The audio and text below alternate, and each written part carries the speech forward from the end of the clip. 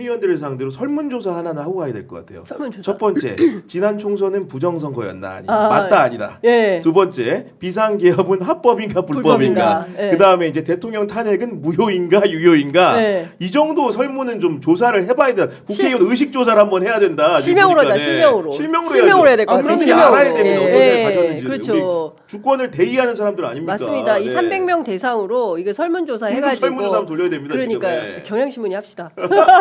절반만 응답할 것 같습니다.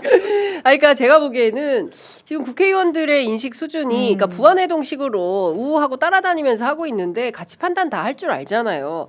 그래서 저는 김상호 의원처럼 당당하게 왕따 당할 거 각오하고 뒷조사 당할 거 각오하고 자기 할 일들을 해야 되는데 이 사람들은 그냥 무슨 양떼처 우르르 쫓아다니는 느낌밖에는 안 든다. 그래서 정말 걸어다니는 헌법기관으로서 자기 기능과 역할을 제대로 하고 있는 것인지에 대해서는 의심이 든다는 생각이 좀 듭니다. 오동훈 공수처장에 대해서 우리가 얘기를 해야 되는데요. 예. 어제 법사위 출석해서 저녁 늦게까지 이어지는 과정에서 오동훈 처장의 그 발언을 종합해 보면 이렇게 무능할 수가라는 생각이 전 들었습니다. 너무 답답하더라고요. 물론 이런 얘기 했습니다. 2차 영장 집행이 마지막 집행이라는 비상한 각오로 철두철미하게 준비하겠다.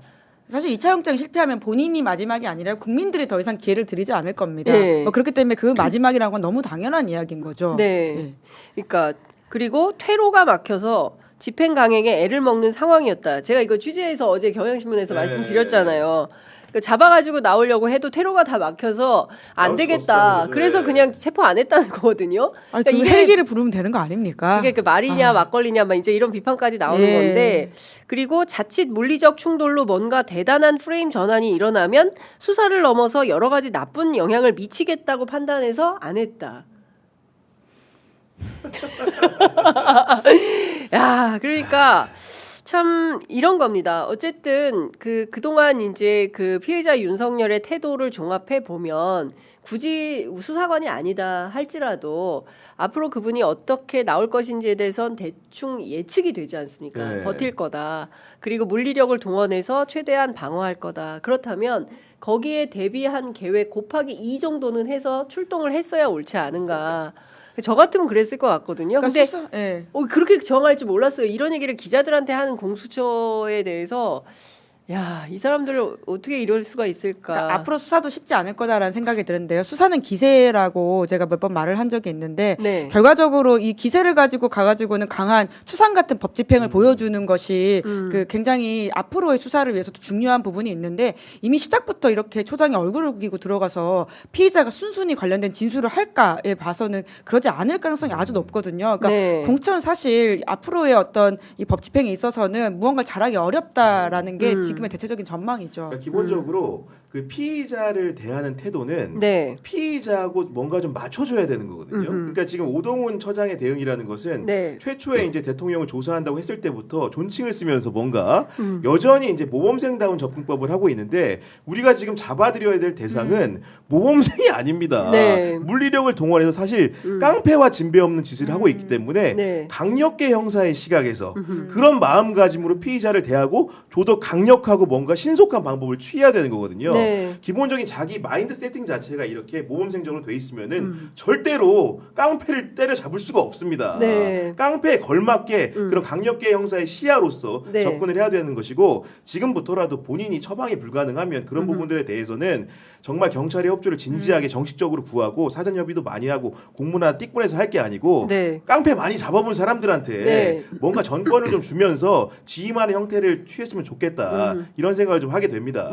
어제 저희가 그 경찰 직장협의회 민관기 회장 전직 회장 인터뷰를 했는데 그 얘기를 하시더라고요. 아, 공수처는 오세요 하면 순순히 오는 사람들만 잡았나 보다. 우리는 그런 사람들만 잡은 게 아니라 온갖 잡범들을 그리고 일단 도망가고 이렇게 도주하고 이런 사람들만 잡아봤기 때문에 이제 그런 가능성을 상정해 놓고 판단하는데 역시 고위 공직자들만 대상으로 하는 범죄를 수사하다 보니까 오라면 오고 가라면 가고 이제 이런 사람들만 해서 그렇게 좀 안이하게 대처한 거 아닌가라는 얘기를 했습니다. 중요한 것은 공수처가 이번에도 이제 현장 지휘는 하게 되고 그리고 일단은 뭐 경찰 쪽에서는 그런 얘기도 흘러나오는 것 같아요. 근데 이런 정보들을 다 이야기하는 게 좋은 것인지는 잘 모르겠어요. 경호처가 굉장히 열심히 찾아본다고 하더라고요. 경호처가 그래요? 왜냐면 어떻게 대비해야 될지에 대한 본인들도 방법이 필요하기 때문에 경찰 관련된 어떤 기사들과 정보들을 굉장히 수집을 하고 있다 이런 이야기가 나오고 있습니다. 그럼 얘기하지 말아야겠다. 빨리 집행하면 되니까. 네, 아니 근데 이제 어쨌든 이제 날짜는 이런 것 같아요. 그러니까 기본적으로는 그 첫날도 마찬가지였지만 이 경호처 수뇌부들을 먼저 체포하면서 동시다발로 그 피해자 윤석열에 대해서도 검거 작전을 편다. 그러니까 동시다발로 한다. 이런 생각들이 있는 것 같아요. 그러니까 한 번에 싹 다 일망타진 컨셉인 것 같습니다. 네, 그러지 않고서는 이 작전이 좀 유효하게 진행되기는 좀 어려울 것 같다라는 판단 속에서 3차 소환장을 또 보냈잖아요. 어제 2차 소환 불응했고 3차 소환일이 10일입니다. 그래서 3차 소환까지 불응하면 박종준을 포함해서 그밖에 그 수뇌부들, 수뇌부들 포함해서 플러스로 근데 관저에 계속 있겠죠? 아니면 또 그 지금 뭐 망원으로 다들 취재하고 있기 때문에 딴 데는 못 갈 텐데 도주의 우려나 위험은 없겠습니까? 지하 벙커를 만약에 이용한다고 하더라도 그건 대통령만 가능할 거기 때문에 뭐 그분들 입장에서는 그렇게까지는 되지 않을 것 같고요. 그러면 아마 혐의가 추가되기 때문에. 그러니까 지금 하고 있는 모든 행동들이 헌법재판에 그 굉장히 탄핵 심판에 굉장히 불리한 요소로 작용할 그리고 텐데. 이게 뭐냐면 구속영장의 요건과 체포영장의 요건이 다른 건데 체포영장은 소환에 불응하니까 나온 것이고 구속영장이라는 거는 구속 요건 자체가 증거인멸 및 도주 우려입니다. 그렇습니다. 그렇기 때문에 만약에 윤석열 대통령이 체포영장에 불응하고 어디 숨었다 도주 우려가 있는 피의자가 되기 때문에 자연적으로 구속영장 발부가 수월해지는 거거든요. 그러니까 쉽게 얘기해 도주를 하는 순간 구속영장 직행 티켓을 끊는 것이다. 이런 겁니다. 악수를 두는 겁니다. 네. 그렇군요. 지금 말씀 주신 대로 그 도주 우려가 실제로 있다고 공수처장은 보고 있는 거잖아요. 근데 도주한다 하더라도 어디로 가겠냐. 그러니까 저도 어제 뭐 밤늦게까지 취재해봤지만 갈 데가 없다. 숨을 데가 없다. 그리고 가려면 경호가 같이 이동을 해야 되기 때문에 너무 티가 난다. 그래서 움직이면 움직일수록 손해다. 그런데 그런 우매한 수를 쓸까? 가능성이 없지는 않다. 이런 얘기들이 나와요.